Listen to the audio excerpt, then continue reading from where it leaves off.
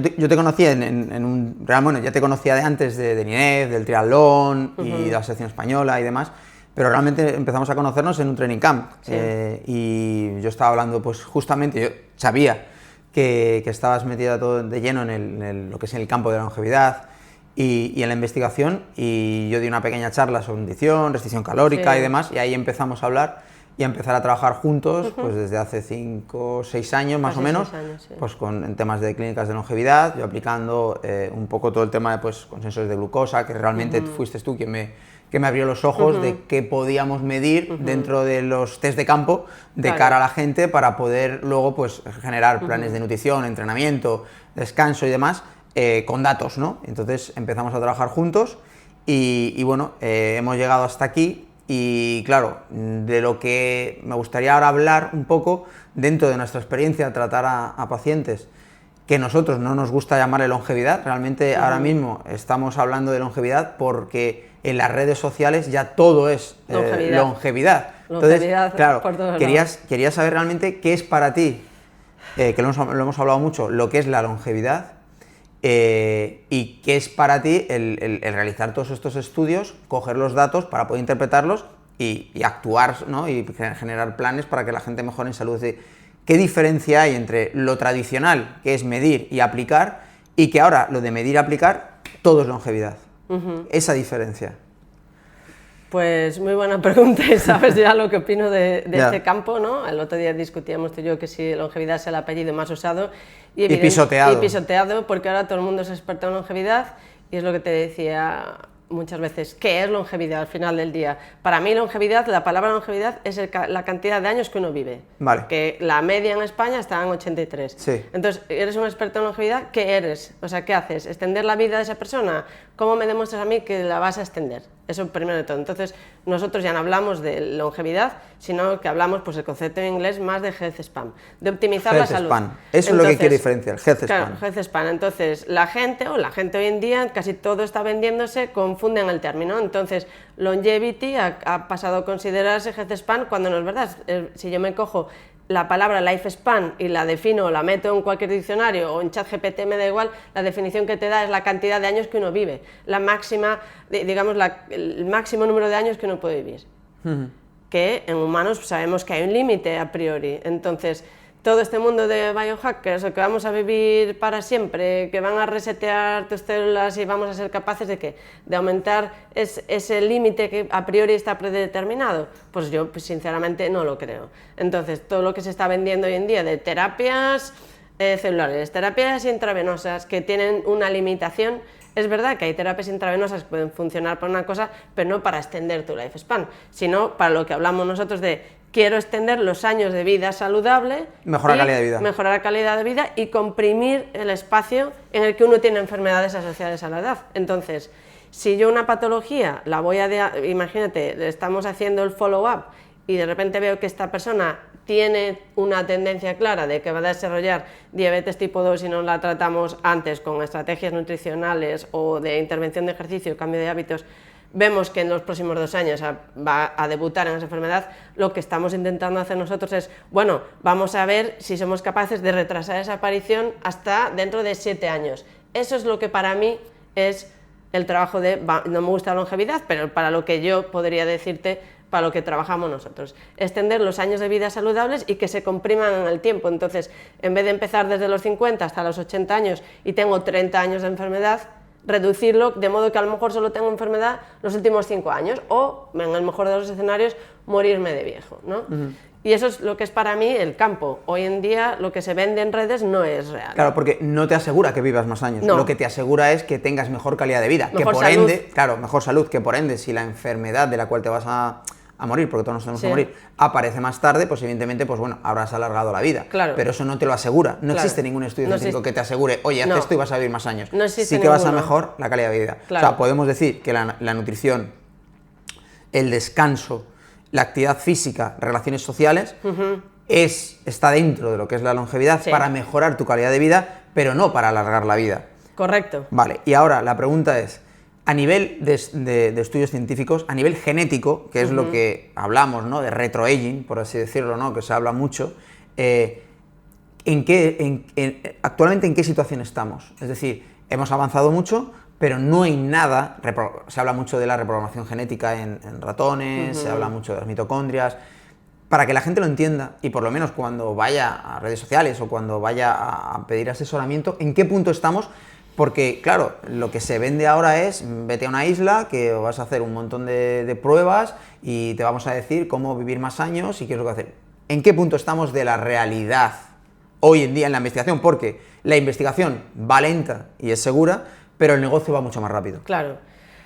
Pues es una muy buena pregunta, Mar, y la realidad es que el problema actual que tenemos en el campo es que todos los estudios que se han hecho en modelo animal, cuando haces la traslación al modelo humano, probablemente, o sea, no somos capaces, por un lado, de ver los resultados que vemos en modelo animal y, por otro lado, que seguir todos los años de vida de hacer un estudio longitudinal en el que yo estoy haciendo una intervención para ver si vivo más, puedo tirarme 40 años y ver si realmente la intervención que yo he hecho ha funcionado o no. Entonces esa es la principal limitación. Yo en animales, en un ratón, por ejemplo, que puedo extender un ratón en condiciones normales, en el campo vive 6 meses, en el laboratorio puedo extender la vida del ratón hasta los 2 años, por ejemplo, haciendo restricción calórica. Si yo intento hacer una intervención calórica, que el gran estudio, el gran ensayo clínico que hay sobre restricción calórica y ayuno es el Calorie Trial, que hicieron una intervención de restricción calórica mínima durante, ahora no me sé los años de memoria, pero fueron como 3 o 4 años me parece, pues sí se ven marcadores de tendencias que parece que mejoran parámetros de inflamación, de metabolismo, de marcadores biológicos que tenemos de edad biológica, la epigenética y tal, pero no sabemos si van a vivir más siquiera, claro, porque son estudios que tú no puedes continuar, ¿no? Y los estudios más largos que se hacen son en modelo de monos, por ejemplo, en primates. Sí hay estudios largos que nosotros hemos hecho en el National Institute of Aging, Rafael de Cabo y Julie Martinson, los grandes expertos con otra persona de Wisconsin, han hecho estudios durante 30 años de restricción calórica en monos y bueno, pues sabemos que pueden vivir mejor, no que vivan más, algunos hemos conseguido extender el lifespan de ese mono, pero en general sí, mejoras lo que hablábamos anteriormente, tu health span, pero a día de hoy no hay ninguna intervención que diga en humanos que te voy a reprogramar y vas a vivir 30 años más. Eso es lo que... Es decir, ese campo, por desgracia, en redes, y pues gente como Brian Johnson, por sí, ejemplo, que del Brian Johnson es el más mediático, el que se está gastando claro, un dineral, que la gente se queda con el dinero que se está gastando y bueno, también es verdad que luego, yo siempre lo comento porque siempre me preguntan, digo, bueno, pero es que es un estilo de vida con un protocolo que es en el que no sé si vas a ser feliz así, claro, porque cada vez que te saltes algo, y él dice que, bueno, ha hecho una apuesta a nivel en internet, a ver quién tiene su... Exacto. A ver quién, pues bueno, tiene la edad biológica más, bueno, pues más baja, teniendo en cuenta que la edad biológica de los diferentes órganos es diferente, es decir, no podemos decir nuestro cuerpo tiene 30 años, pero a lo mejor tus riñones tienen una edad, claro, por así decirlo, tu corazón otra, tu claro, músculo esquelético otra, entonces... ¿Qué hay de real en todo esto? Porque al final se ha vuelto un negocio. No, claro, es un negocio. Vende suplementos, vende gorras, vende merchandising, vende todo, y él dice que va a ser el hombre más longevo sí, del mundo, ¿no? Luego entramos con el tema de la muerte. Ya. Pero, ¿qué de real puede haber en esto después de, claro, él tiene el poder que no tenemos el resto, que es el poder económico para poder comunicar claro, lo que él cree que quiere comunicar? Exacto. Yo particularmente pienso, esta es mi opinión personal, independientemente de científica, pienso que todos tenemos de base una vida media, una vida, o sea, venimos predeterminados de si yo voy a vivir 75, probablemente vaya a vivir 75. Eso sí, con más salud o menos en función de lo que haga, ¿no? En el caso de Brian Johnson, nadie le va a asegurar que vaya a vivir mucho más que el resto, y por qué él, ¿no? Esa es otra cosa. Después, todas las intervenciones que está haciendo, pues son todas de prevención, todas las que y otras que está probando, realmente no tienen ninguna evidencia científica más que a lo mejor a lo que se ha visto en cultivo celular o en ratones, pero en humanos hay muy poca evidencia de algunas de las terapias que se está haciendo. Por ejemplo, que la gente me pregunta, ¿terapias génicas? ¿Hay terapias génicas para ciertas enfermedades? En concreto, por ejemplo, la enfermedad más estudiada y que sí se está haciendo terapia génica y funciona es la enfermedad muscular de Duchenne, que sí que, pues con diversas terapias génicas podemos hacer que esa persona exprese la proteína de otra manera y que no sea disfuncional. Eso lo podemos hacer en modelos muy concretos, pero en una persona sana, empezar a hacer una terapia génica cuando no sabemos, o sea, la mayoría de las veces, el cuerpo es muy eficiente, tú tocas un gen y el resto del cuerpo se adapta a ese cambio.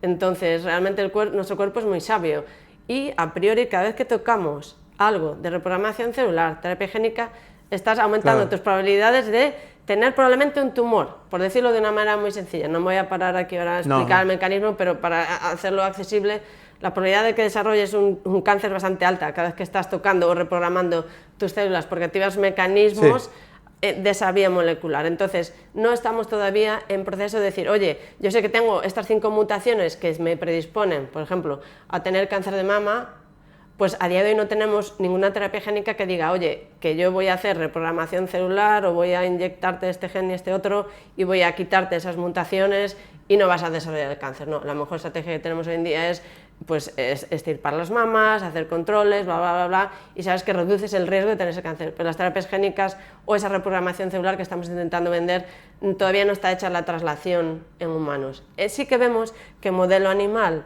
por ejemplo, en enfermedades muy concretas, como puede ser problemas oculares, problemas cerebrales, sí que conseguimos que en modelo animal se reviertan y pasen a un organismo saludable. Pero es verdad que cuando haces luego el follow-up, pues como fue como lo de la oveja Dolly. ¿Qué pasó con la clonación de la oveja Dolly? Se clonó, pero luego la oveja Dolly se murió muy pronto, ¿no? Entonces, todavía no se ha investigado lo suficiente para ver qué pasa cuando tú haces todo este tipo de cosas, porque o los animales han muerto antes o el humano se ha muerto antes. Entonces, todo eso que se vende hoy en día, yo a priori, lo único, y sabes, y tú y yo lo hacemos, es sota, caballo y rey, en el sentido, por desgracia, es la nutrición, el ejercicio, la prevención. Eso es en lo que yo creo.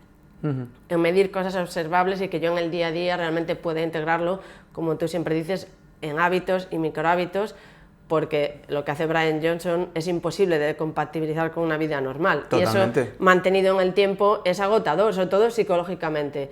Y sabemos que la psicología, que es algo súper difícil de medir, juega un papel determinante en la longevidad de una persona. Y cuando hablo de longevidad aquí, digo pues ya pues de vivir muchos años de manera saludable, ¿no? Entonces, bueno, a tu respuesta te diría que hoy en día la mayoría de las cosas que se venden no hay la suficientemente evidencia científica para realmente decirte que, oye, te voy a extender la longevidad, soy el gran experto en longevidad, que te voy a medir esto, que encima hay muchos test vendemotos epigenéticos, que de epigenéticos tienen lo que yo de Sueca, claro, que no... es que esa es otra, porque se vende mucho pues test de ADN, test epigenéticos, claro, y te vienen con unos reports que nos vienen a nosotros, nuestros pacientes, con unos reports que dices, madre mía, o sea, de hecho, ni siquiera se lo explican, tienen 20, 30 páginas, pero no entendemos nada. ¿Qué real puede haber un test epigenético o un test de ADN que la gente que no está especializada, lo único que quiere saber es, oye, ¿de qué me puedo morir? O qué predisposición tengo, qué validez tiene. Claro. Porque muchas de vienen, ¿no? Pues es que me dicen que voy a tener una... Claro, con ciertos actores que hoy en día pues dicen, no, pues es que me he hecho un estudio genético y tengo una predisposición a tener Alzheimer o tengo una predisposición... ¿Qué de real hay en eso? Evidentemente, si tienes antecedentes, genéticamente pues puedes tener mayor probabilidad. Pero para que la gente pues, no se gaste el dinero en eso, que no va, ¿qué de real hay? Mira, yo como alguna vez tú y yo lo hemos comentado, para mí un test de DNA, de ADN normal, a priori no me dice nada, porque no puedo cambiar nada. Es decir, a ti sobre todo en algunas enfermedades, ¿no? Evidentemente, la parte de cribaje del cáncer de mama o cánceres que ya sabemos que hay una mutación en concreto y que si sabemos que esa persona la tiene, puedo hacer algo para evitar que desarrolle la enfermedad. Fenómeno. Pero, por ejemplo, en el caso del Alzheimer, sabemos que hay una mutación en concreto en el gen APOE que te predetermina a tener Alzheimer casi sí o sí, especialmente si tienes antecedentes. A priori, para un paciente, ¿de qué te vale saberlo? ¿Para vivir angustiado? Es que no hay tratamiento. Claro, también. En este caso no hay tratamiento. Si hubiese tratamiento, igual te digo, oye, vamos a hacer el cribaje y lo hacemos. Pero el resto, a mí saber que tengo la mutación en, no sé, en un gen que ni me va ni me viene y que me haga un report de no sé cuánto, no me vale. Ahora, nos vamos a los siguientes test que están haciendo, ¿no?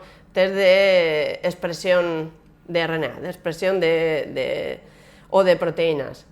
Pues depende del momento en el que me lo haya hecho del día o lo que haya hecho, me va a variar los datos. Entonces, a priori, a no ser que esté muy controlado y que luego ese test me lo repitan las condiciones a los 6 meses tras una intervención, vale, pero en un momento suelto ese test de secuencia de expresión que se vende mucho también hoy en día, no vale para nada. Sí, un tema, tienes un déficit de magnesio a lo bestia, tienes el colesterol, te lo dicen todos, o sea, bueno, lo que te puede dar un blood test, un test de sangre. Pero entonces, al final, y luego y otra de las cosas que para mí, que es mi experiencia, es que aunque te estén hablando y diciendo este suplemento es el mejor, o no sé, o cualquier tipo de recomendaciones, ensayo y error. Es decir, no a todo el mundo le va a venir bien. O sea, cuando por ejemplo vemos muchas veces en redes sociales, este es el suplemento más estudiado a nivel mundial porque hay un montón de estudios y demás y tal. Por lo que nosotros hemos visto en clínica es que es ensayo y error. Es decir, tampoco es tan real. Es ensayo-error, y vamos a poner un caso en concreto que está muy de moda ahora, la creatina. La creatina. Tú y yo que venimos del campo del deporte, la creatina sabemos que es de los suplementos más estudiados, totalmente, con mayor seguridad, o sea, ha pasado todos los estándares, pero se ha usado siempre en el ámbito del deporte porque sí que podía aumentar el rendimiento por la contracción muscular y aplicar más fuerza. Fine. Pero ahora, claro, han salido algunos papers en los que se usa la creatina en ensayos clínicos para Alzheimer, o en otro tipo de ensayos, pues a priori, como consecuencia, pues está mejorando la función mitocondrial, ¿no? Que es lo que se está vendiendo en redes. Sí. Y no quiero entrar más en detalle a mecanismos o la parte más tal. Pero la realidad es que en una persona que tiene ciertas patologías, que sabemos tú y yo en nuestra experiencia que ya siempre son las mismas, sota, caballo y rey, le va a aportar más el moverse un poquito más que no tomarte creatina. Para mí tomarme creatina está en el último paso de la cadena. Progresión de una persona, o sea, para poder... Si yo tengo que escoger, digo, no, o sea, que ni te ocurra ni tomar ni creatina, ni magnesio, tal, vamos a empezar por lo básico. Eso por un lado. Y luego por otro lado, como bien dices tú, al final es ensayo-error y tengo que testarlo para poder mejorar algo o cambiarlo, decir que empeoro o mejoro, tengo que testarlo. Y esto ya es más científico. El pre, el durante y el post, ¿no? Yeah. Y siempre en las mismas condiciones, porque claro, si no es mezclar churras con merinas. Por eso yo a mis pacientes o a mis clientes, donde sea que esté yo trabajando, les digo, oye, ¿qué laboratorio es el que usas? Vamos a usar siempre el mismo, porque la otra cosa es como, si yo me peso aquí en una báscula, me peso en la de casa y me peso que en cada una estoy midiendo distinto. Entonces, si yo hago un pre y un post, no me puedo ir al hospital X y pasado mañana hacerme el test en el hospital Y, porque los datos van a ser distintos. Entonces, si yo quiero hacer un ensayo y error con suplementación, con un programa de entrenamiento, a priori siempre le digo a la gente, oye, vamos a hacerlo en el mismo sitio, a la misma hora, y así vemos si realmente estamos avanzando. Es decir, aplicar el método científico a la vida del día, a la vida de esa persona, con su entrenador, con su nutricionista, con su fisiólogo, con lo que tú quieras, con su médico. Y eso, como dices tú, es ensayo-error. Que el tema de suplementos, ¿qué evidencia tenemos de todo lo que se está vendiendo hoy en día en redes? O sea, que la cuestión es que siempre un suplemento tiene que ir acompañado con lo principal, claro. Nutrición, entrenamiento y descanso. Y ahora vamos un poco más allá, que es lo que más yo creo que puede preocupar, sobre todo en temas de las mujeres, con temas de perimenopausia, menopausia o menopausia precoz, es los tratamientos de reposición hormonal, también con la andropausia con los hombres, porque hoy en día vemos cómo, y lo vemos tú y yo cada día, cómo la gente pues bueno, pues acude más al tema de pues, testosterona, de progesterona, estrógeno, estradiol, o sea, es decir, el tratamiento de reposición hormonal, y además con la FDA, que ahora mismo pues está comentando que no va a producir, como se comentaba antes, que tienes un mayor riesgo de producir un cáncer. ¿Cuál es tu opinión? Porque aquí hay un melón muy grande dentro en redes sociales donde haya todo el mundo, porque realmente el tratamiento de reposición hormonal es, como digo yo, el short way, el camino más corto. Claro. Es decir, porque bueno, pues si me meto testosterona, claro. Mi opinión es que si realmente hay un déficit enorme, evidentemente sí que la experiencia me dice que lo aprueba, ¿no? Mujeres o sea, no tienes por qué, como digo yo, con 35 años ya dejarte a mano de Dios porque tienes una menopausia precoz y tienes unos niveles de estrógeno por los suelos y demás. ¿Qué de realidad o cuándo se aplicaría? Porque ya el problema que yo estoy viendo es que el tratamiento de reposición hormonal se está tomando como si fuese un suplemento.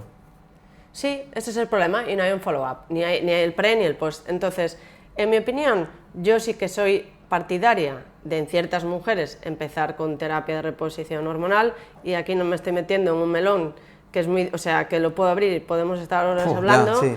Y para no crear controversias, pero evidentemente hay que ver, hay que poner todo en una balanza en una persona, ¿no? Y dices, bueno, estos son los riesgos, estos son los beneficios, y tú eliges. Yo sé que tengo de riesgo, imagínate, una persona con problemas cardiovasculares, con hígado graso, con no sé qué, y con problemas de pérdida de masa muscular, obesa. Tú dices, oye, yo te estoy dando esta terapia que puede incrementar tu riesgo de padecer enfermedad cardiovascular, riesgo de trombosis y aparte a lo mejor desarrollar cáncer de mama, me lo invento ahora mismo por ponerte un ejemplo. Entonces ahí tendrá que sopesar el paciente si quiere decidir si él quiere empezar o ella una terapia de reposición hormonal o no, sabiendo los riesgos que tú tienes. Entonces al final hay que cogerlo en base a los riesgos versus el beneficio. Si me va a producir más beneficio que riesgo, yo me arriesgaría. Oye, yo sé que si me tomo progesterona, estrógenos y una mini dosis de testosterona, me lo invento, mejoro todos los parámetros de los que estamos hablando, y el riesgo que tengo de padecer cáncer alguno de los cánceres asociados a este tipo de terapias, si el riesgo es muy bajo, digo, oye, pues venga, me animo, o sea, me expongo. Pero tiene que ser, yo siempre pienso, más el paciente que no el médico. Entonces, yo te expongo dentro de la mesa todos los beneficios, pros que hay y decido, pero siempre tiene que haber ese follow-up, que es lo que está pasando ahora. La gente, y tú lo sabes también, se están inyectando de todo y no hay un follow-up. Y de repente ves pues, pacientes con problemas de hígado graso, con problemas cardiovasculares, porque no ha habido un follow-up. Es que la medicina no hace el follow-up. Claro, el médico no lo va a hacer. La medicina actual es muy difícil que se haga incluso el follow-up, porque muchas de estos problemas, y lo sabes tú también, llevan dando la cara, ya no solo a nivel hormonal, le digo problemas metabólicos, llevan dando la cara en los últimos 4 años, pero siempre estás un poco en el límite de, bueno, te dicen, esto está bien, esto está más o menos bien, estás dentro de unos rangos, y siempre hablamos tú y yo, oye, es que para mí a lo mejor mi rango normal, por poner un ejemplo, para mí desde siempre mi rango normal de colesterol es 250. Oye, para mí lo raro sería que una analítica del próximo en 6 meses esté en 100, y si no he cambiado mis hábitos, algo está pasando en mi cuerpo. Pero entonces yo tengo que, mi referencia siempre tiene que ser frente a mí mismo. Por eso yo a mis pacientes siempre les digo, oye, tráeme tus últimas 6, 8 analíticas casi y vamos a ver la tendencia de estos marcadores. Y en función de eso vamos a aplicar un tratamiento, siempre digo, a priori yo intento ir por el no farmacológico, porque como decía esto antes, el tratamiento farmacológico es la parte fácil. No, sí, más de 200 estatinas. Y luego, a priori, yo prefiero, como tú, modificar hábitos. ¿Qué pasa? Que a la gente le dices, voy a modificarte hábitos, claro, y no te voy a dar la pastilla, claro. No te voy a dar, claro, se quedan un poco como diciendo, yo siempre lo he dicho, ¿no? Que al final los hábitos ya no es, o sea, forman parte del tratamiento, es decir, ya para mí es una obligación, tú decides, es la cosa, tienes que hacerlo sí o sí. Ahora, hay muchas estrategias psicológicas para poder incorporarlo, ¿no? Entonces, por ejemplo, por poner un ejemplo de moda hoy en día, el Ozempic. Sí, ¿no? Que iba a sacar el tema. Bueno, pues el Ozempic realmente, lo que sabemos que funciona, y la única intervención que funciona para prolongar el HealthSpan, LifeSpan incluso, es restricción calórica y ayuno. ¿Cuánta gente quiere hacer restricción calórica y ayuno? Ninguna. Cuando tengo una mini dosis que me la inyecto y de repente pierdo peso de golpe durante 6 meses. Porque no tienes hambre por unas digestiones más pesadas y con unos síntomas que bueno, ahora se están mejorando. Y entonces, bueno, tenemos unos side effects, pero es verdad que los beneficios que tiene el Ozempic hoy en día sobrepasan a los efectos malos, que eso es un gran debate que está estos días en redes sobre que disminuye la masa muscular. Es que ya se sabía. Es que eso, si no comes, evidentemente vas a perder masa muscular porque no tienes suficiente nutriente, no tienes proteína para que el músculo por lo menos mantenerlo. Claro. Entonces, el Ozempic siempre hablamos que tiene que ir acompañado con un plan nutricional y un plan de entrenamiento mínimo que tienes que cumplir, porque si no, el efecto, lo que le llamamos efecto rebote, y lo que se está hablando ahora de que medicamentos como el Ozempic pues al final tienen que ser como crónicos, y también se está viendo que ya se está generando una resistencia. Yo tengo gente y pacientes que tienen obesidad, que han bajado 20 kilos, pero ya ni con 1,5 gramos, o sea, bajan de peso y no comen, claro. Ese es el problema, que la obesidad hay que tratarlo como una patología diferente y no este tipo de fármacos, porque el problema viene que es que se va perdiendo masa muscular, claro, si no te mueves, si no haces absolutamente nada, ese es el principal problema, porque se está vendiendo como, no, es que te hace perder masa muscular el Ozempic. No, lo que te hace perder, corrígeme, masa muscular es que no te mueves, es que no haces nada y tienes el pinchazo. Y claro, vas bajando de peso, no tienes hambre, pues es maravilloso. Y además, encima haces esa restricción calórica, en tu cuerpo lo estresas más, genera más adrenalina, estás como más activo, pero luego eso a largo plazo no es sostenible en el tiempo, teniendo en cuenta de que esto era para diabéticos. Claro, claro, al final son drogas que se han... ¿cómo se dice? Que se han cambiado para lo que se hacía, para moverlo al campo de prevención, por así decirlo.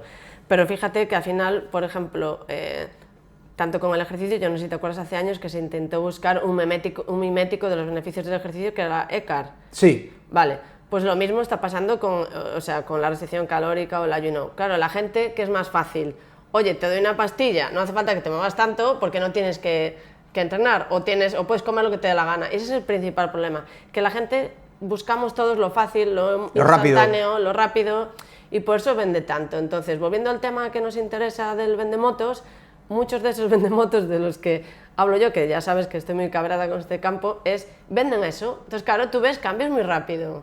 Tú ves cambios casi en 2 meses estás viendo cambios, pero son cambios que no se van a mantener en el tiempo y que encima vas a provocar daño a largo plazo. Sin embargo, pues gente como tú o gente como yo que promovemos otro tipo de intervención, pues oye, igual los cambios a priori son más despacito, pero se pueden mantener en el tiempo y la gente al final pues vive más feliz, que es lo que uno quiere, vivir más feliz, tener tiempo para hacer todo y bueno, podría estar hablando horas. Claro, pero la cuestión es que, por lo que vemos, la gente que divulga o la gente que comunica y que llega, al final vale más tener 1 millón de seguidores y mayor credibilidad el que tiene 1 millón de seguidores que una investigadora que lo que va a poner en sus redes sociales es sus entrenamientos de trail.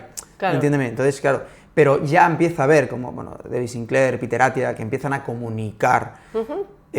Sé que es meterte en un berenjenal o a lo mejor ponerte en un compromiso, pero realmente ellos, si nos damos cuenta, o por lo menos lo que nos cuentan son hábitos, o sea, no están, no te están mandando ese tratamiento de reposición hormonal, o sea, es decir, al final los investigadores no estáis siendo tan radicales, por lo menos lo que yo veo, no sé, lo que tú ves en redes sociales cuando empiezas cuando ves a un Peter Attia, a un David Sinclair hablando, o Millán, ¿qué opinas de cómo ellos están divulgando? Porque no tiene nada que ver ellos con los restos, porque para mí lo importante es el investigador, el que investiga porque hace lo que nadie hace, que es el follow-up. Entonces, ¿qué opinas de este tema? Porque ahí es, por lo menos para la gente, decir, oye, por lo menos si vas a seguir a alguien o vas a cambiar tu vida, que lo hagas detrás de que detrás haya un investigador, alguien que esté todo el día midiendo. Claro, entonces, dándonos valor a nosotros, pienso que al final los investigadores que estamos en el campo somos los que realmente sabemos de manera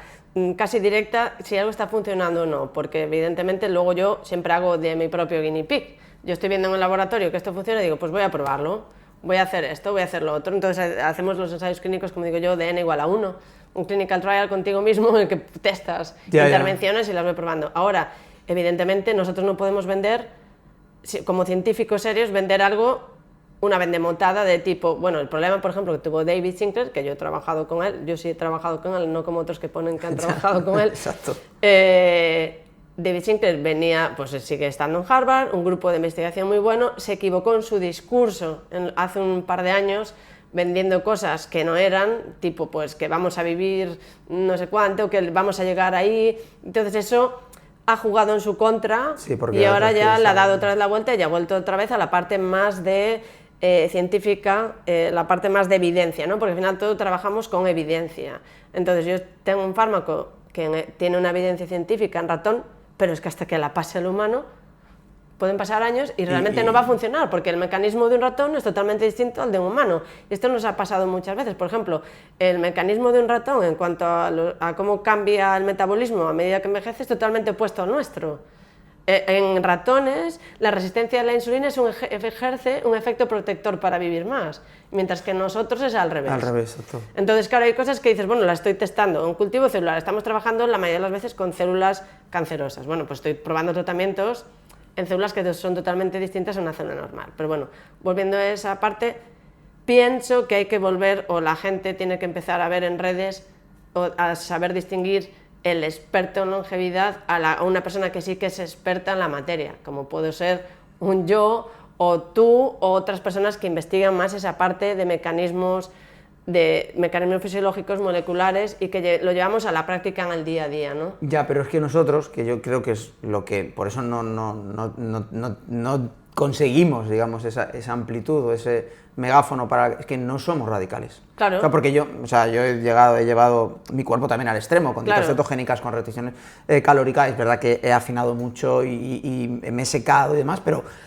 luego mides y bueno, las analíticas pues no salen tan bien. Entonces, mi mensaje que creo que debemos de transmitir es que no podemos ir a lo radical si encima no hay evidencia científica y si encima no se mide. Claro, es que Entonces, es imposible. Que yo sé que es un golpe de realidad a la gente, ¿no? Porque al final dicen, no, es que lo mejor es hacer ayuno de 72 horas y estar expuesta al sol 8 horas todo el tiempo. Es decir, al final todo tiene su beneficio, pero para buscar esa homeostasis, equilibrio. Claro, hay que tener equilibrio. Y medir. Y medir. Pero el problema actualmente es que uno de estos Instagrames habla ex cátedra sobre lo que dices tú, un ayuno de 72... Sí, es que me viene mucha gente preguntando, he visto esto. Y parece que como hablando ex cátedra le dice tan claro como que es verdad. Y la mayoría de las veces, tú me viste el otro día en redes, en modo hater, es que a lo mejor a mí me funciona un ayuno de 16 y a ti de 12. Y entonces yo no puedo decirte que hagas esto y lo otro hasta que yo no lo compruebe y te haga, como decías tú antes, ensayo-error. Y lo testo antes y después. Entonces yo nunca me voy a radicalizar porque además pienso como tú que al final es un equilibrio entre todo y tengo que conseguir un equilibrio. Y tú y yo, que hemos puesto el cuerpo al límite muchas veces, tenemos esa experiencia de decir, oye, voy a poner mi cuerpo al límite en una competición, voy a poner mi cuerpo al límite en un ayuno, pero hemos estado todo el rato coleccionando métricas, ya sea de pulso, variabilidad de frecuencia cardíaca, glucosa, lactato, cetonas, me hago una analítica antes de competir y después sabemos qué le pasa fehacientemente a una persona cuando la sometes a un estrés. No, sí, yo tengo que me gusta compartir las experiencias, una vez lo he dicho, cuando mejor estaba a nivel forma física, es decir, más fino, Copas del Mundo quedando el 20, ya clasificado para los Juegos, es decir, un estado de forma excepcional, se me cayó el pelo.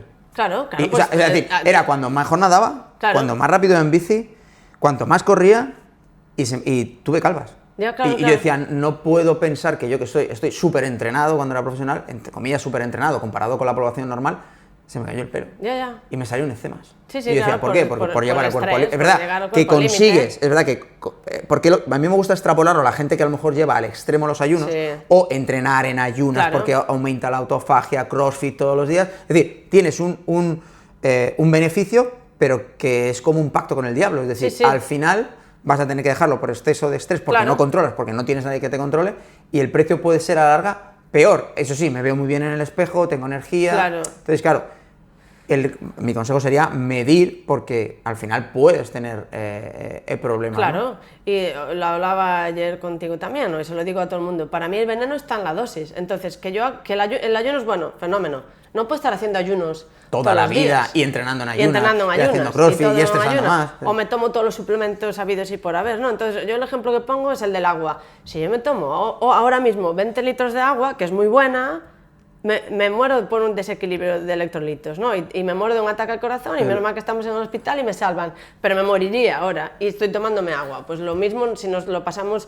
más al día a día. Si yo estoy todo el día haciendo dietas cetogénicas, ayunos, entrenando lo que dices, ayuno, probablemente estoy haciéndole, o sea, todo el beneficio que podía tener de hacer ayuno me lo estoy cargando. Y porque al final, esto es como el entrenamiento, hay que periodizar cualquier tipo de tratamiento o intervención. Entonces yo no puedo estar todo el día entrenando en zona 5 y en zona 2. Tendré que periodizar la carga. Por lo mismo con los ayunos. Claro. Pues con los ayunos o cualquier tipo de suplementación. Tengo que hacer épocas en las que me suplemento, hago épocas que limpio o no limpio, o hago ayunos o no, o como de una manera y como de otra, porque al final el cuerpo, que es muy sabio, se adapta. Y si yo estoy todo el día comiendo lo mismo, mi cuerpo hace, bueno, pues me adapto a esto que me está dando, ¿no? Y entonces hay que modificar y hay que medir, repito, hay que medir y medir. Y no se puede estar todo el día vendiendo de que yo me pincho esto, me tomo esta terapia, me meto no sé qué. Y luego otro debate que no hemos abierto y que quiero abrirlo aquí es la mezcla del totum revolutum que hay en el campo. Es decir, metemos a los medicina estética dentro del campo de la longevidad, a la aesthetics o la medicina regenerativa en lo mismo, y entonces de repente la gente que no está metida en el campo, pues al final a priori te vas a lo fácil o todo te parece que está bien. Yo animo a la gente, por favor, investigad de verdad que este experto que te está diciendo que es experto en longevidad, medicina integrativa, buscarle en PubMed, buscarle en internet y mirar la evidencia, porque la mayoría de ellos no han hecho en su vida ni conocen cómo funciona ni el cuerpo, entre comillas, que habrá gente que sí, pero que no funciona, no saben ni siquiera los mecanismos de envejecimiento, qué significan que tus mitocondrias estén disfuncionales o funcionales y por qué. O sea, todo lo que es la parte de la biología del envejecimiento, de la geronciencia, no tienen ni idea, pero no tienen ni siquiera ni idea de cómo funciona el cuerpo humano en una prueba de esfuerzo. Ya, o como entreno, o sea, te venden motos, entonces yo animo, ya que tú tienes más gente que te sigue, de verdad, buscad a la gente, buscad su background, qué han hecho, si han publicado o no en el campo, porque que yo sea, me lo invento, que yo conduzca, esto lo puso el otro día un chico de nutrición en Instagram y o sea, me gustó el ejemplo. Que ello significa que conduzca un coche todos los días no quiere decir que yo sea un experto en coches, pero conduzco todos los días un coche, ¿no? Pues en el campo de longevidad pasa lo mismo. Yo porque me dedico, o sea, porque, no sé, porque he estado en el hospital trabajando, ahora soy experto en longevidad, ¿no? Sí, bueno, claro, exacto. O sea, exacto. entonces, pues más de lo mismo. O porque yo esté todo el día tomándome vitamina D, ahora soy un experto nutricionista. Pues no. Bueno, lo utilizan como marketing, o sea, podemos decir que longevidad es el apellido más pisoteado. Es el apellido más pisoteado y encima está mal empleado. Ahora tenemos expertos, o sea, Longevity Clinics, ahora hay ya longevidad industrial, o sea, hay todos los tipos de longevidad y mezclas, o sea, yo ya no sé, longevidad textil, que te dicen, bueno, que cómo te vistes también determina la longevidad, bueno, pues yo que sé. Bueno, llevar todo al extremo y yo creo que hay que volver un poco a la esencia. Que al final, yo siempre lo he dicho, ¿no? Decía, yo cuando era profesional o todos los que competíamos a nivel profesional, de hecho hoy actualmente los jugadores de fútbol, que he tenido relación con ellos, con profesionales de atletismo, no se complican tanto la vida. No. Es decir, se complica más la persona que a lo mejor por ende de joven no se ha dedicado o ha tenido una vida más sedentaria, pero a nivel profesional esto no se complica tanto. No, o sea, porque ni al final... muchísimo menos. Es decir, es verdad. ¿Y por qué son profesionales? Que es lo que siempre yo digo. ¿Por qué estas personas han llegado? Porque le dedican más tiempo al descanso, al entrenamiento y a la nutrición. Claro. No tanto en sí a buscar el camino más corto, ¿no? Que es pues las terapias hormonales o bueno, claro, o suplementación o medicación. Evidentemente está el mundo del doping, pero no es la mayoría. Soy una agencia que se dedica a controlarlo, pero al final no piensan tanto lo que desayunan, lo que comen, lo que cenan, sino que se centran más en el hábito. Claro, totalmente. Pero eso es muy difícil de instaurar a una persona es lo normal. Lo que a mí me choca, porque vamos, el 50% de la gente que yo trato que entrena, lo primero que hago es reducir la carga de entreno. Porque claro, están estresados porque es que están obsesionados. Claro, están obsesionados, hay un estrés oxidativo, un sistema nervioso totalmente activadísimo. Y claro, el que te regenera, el que te cura, el que hace que crezca, el que te encuentre mejor es simpático. Claro. Y lo vas viendo y diciendo, pues lo que tienes que hacer es descansar. Claro, le choca y decir, joder, ¿para esto he pagado? Sí, porque el otro te va a decir que te hormones. Claro. Y va a ser peor. Claro, al final. Eso es lo que a mí me cabrea, ¿no? Claro, decir... pero es la regla del 80-20. Y es como, o sea, al final, o sea, no sé, yo creo que la gente de la calle, la gente que igual no está tan familiarizada con todo esto, pues busca lo fácil, es lo que acabamos de decir, y sobre todo irse al extremo opuesto. Me tomo de todo, pero no cambio nada. Entonces yo no puedo estar todo el día quejándome de que estoy gordo o delgado, me da igual, y no he cambiado nada. Lo único que he hecho es inflarme a pastillas, inflarme a pinchazos de no sé qué. No, pues cambia otra cosa, cambia tu manera de enfrentarte a tu día a día. Organízate la vida para que, o sea, no me digas que no comes y de repente yo te veo comer un día y comes como una vaca burra, hablando mal. Entonces, hay que empezar por ahí. Yo a una persona que venga a verme a mí no le voy a decir nunca... lo primero que voy a hacer es entender su día a día. Eso es un fitting de la vida, lo que hablamos nosotros. Nosotros un fitting claro, de la quiero vida. entender en 24 horas qué hace. Y a partir de ahí ver que está bien, que está Eso peor. es lo más importante. Exacto. Entonces, a una persona a priori yo no le voy a decir métete primero 5 gramos de esto, 40 de no sé qué, y luego ya si acaso empezamos con el resto. No. Yo primero voy a empezar a medir todo. Vamos a ver, cambiando, como haces tú, hábitos de nutrición. Es que al final, claro, eso no es vendible. Es más vendible que te digas, mira, Omar, Omar, ¿qué me pinchas hoy? Fenómeno, y encima luego me hace el efecto placebo, ¿no? Porque... Sí, que dura poco, porque luego vas viendo que no. Al final el 60% o 70% de una asesoría al final es el estilo de vida. Cuéntame para cambiar. Y lo último que se suele dar es decir, bueno, pues de suplementación pues tienes 3 o 4 cosas que te pueden ir, pero si no cambias lo otro, la suplementación... bueno, pues queda obsoleta y te estás engañando un poco a ti mismo, ¿no? Porque no existe evidencia científica que te vaya a cambiar la vida o que te vaya a cambiar a nivel genético y que de repente por eso, que eso sí que lo hacen los medicamentos, como lo del metabolismo. El metabolismo no se acelera o se acelera si no te hormonas, es decir, lo puedes cambiar, pero no acelerar, ¿me entiendes? Que como es un término que se utiliza mucho en redes y está mal.